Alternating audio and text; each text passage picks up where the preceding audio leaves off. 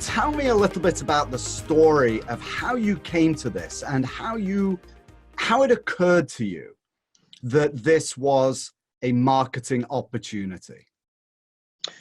Well, so I have been practicing law since roughly 1840, as I always say.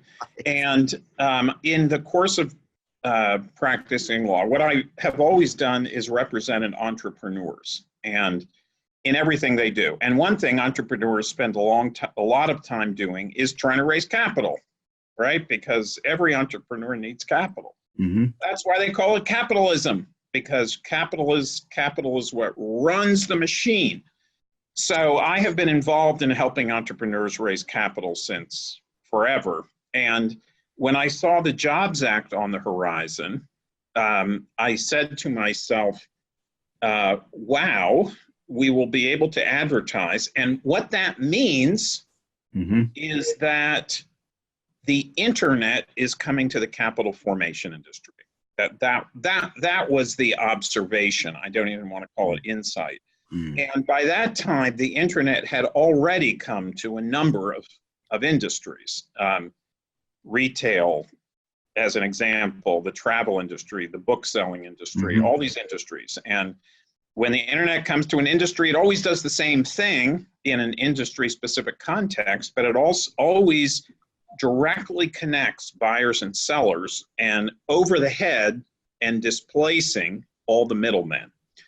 And if you think about what you and I both know about what the capital formation industry used to be, that series of disconnected networks, those are all middlemen. You know, I say that in Manhattan, from the East River to the Hudson, that's just middlemen. All those people are just middlemen.